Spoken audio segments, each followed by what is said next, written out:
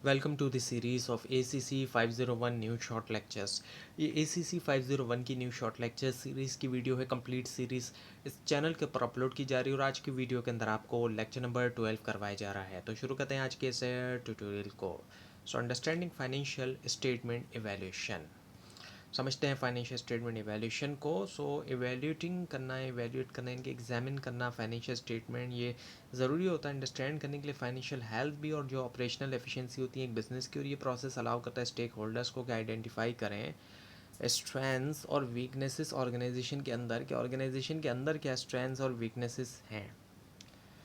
सो जो कि ताकि किए जा सके inform strategic decisions. Financial statements जो है प्रोवाइड भी करते हैं कॉम्प्रिहेंसिव ओवरव्यू जो है कंपनी की परफॉर्मेंस का, जिसके अंदर उसके रेवेन्यूज़, एक्सपेंसेस और एसेट्स और लाइबिलिटीज़ और इक्विटीज़ होते हैं। और एनालाइज करते हुए इन डॉक्यूमेंट्स को यूज़र्स जो है वो असेस कर सकते हैं क्या प्रॉफिटेबिलिटी, लिक्विडिटी और इसके अलावा सॉल्वेंसी भी।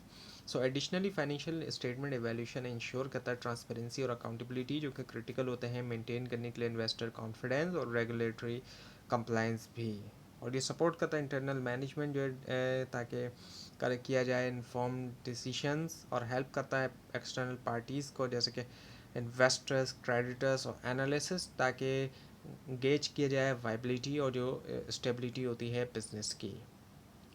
सो now the applications of financial statement analysis, अब इनकी एप्लीकेशंस को हम देखते हैं। So performing evaluation and planning. So financial statement analysis जो है ये प्ले करता है क्रूशल रोल इवेल्युएट करने में कंपनी की परफॉर्मेंस और गाइड करने में जो फ्यूचर प्लानिंग होती है, और एग्जामिन करते हुए इन मैट्रिक्स को जैसे कि रिटर्न ऑन एसेट है, प्रॉफिट मार्जिन और ऑपरेटिंग एफिशिएंसी हो गया। बिजनेसेस जो है असेस कर सकते हैं कि कैसे इफेक्टिवली वो यूटिलाइज कर रहे हैं रिसोर्सेज ताकि जनरेट करें इनकम को।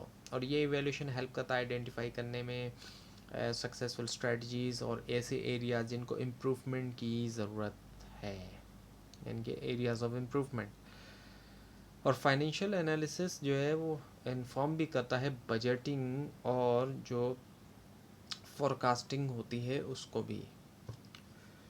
फोरकास्टिंग एक्टिविटीज़ एनेबल करते हुए ऑर्गेनाइजेशन को कि सेट करें रियलिस्टिक फाइनेंशियल गोल्स, ऐसे गोल जो रियलिस्टिक होते हैं, यानी कि इम्पॉसिबल किस्म के गोल ना हो कि उनको अचीव ही ना किया जा सके।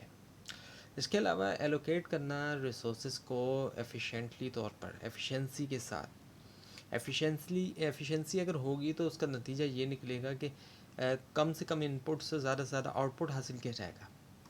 और ये सपोर्ट करता है लॉन्ग टर्म स्ट्रेटजिक प्लानिंग जो है प्रोवाइड करते हुए डेटा ड्रिवन इंसाइट जो है मार्केट ट्रेंड्स का, इसके अलावा कॉस्ट स्ट्रक्चर और जो रेवेन्यू स्ट्रीम्स हैं। ओवरऑल जो है परफॉर्मेंस इवेल्यूशन और प्लानिंग बेस करती है फाइनेंशियल स्टेटमेंट के ऊपर, इंश्योर करते हुए कि बिजनेसेस कॉम्पिटिटिव भी रहें और फाइनेंशियली साउंड भी रहें, दोनों ही चीज़ें यानी रहें। सो now the credit extension and investment decision.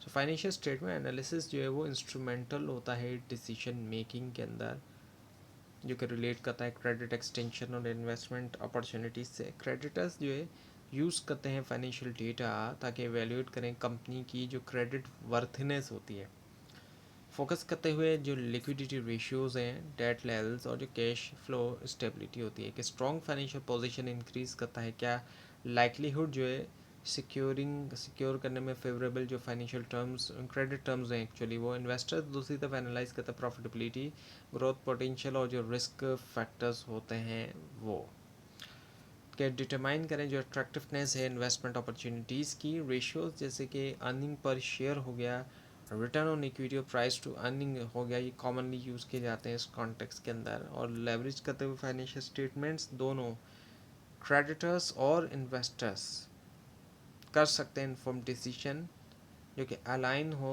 उनकी रिस्क टॉलरेंस और फाइनेंशियल ऑब्जेक्टिव से।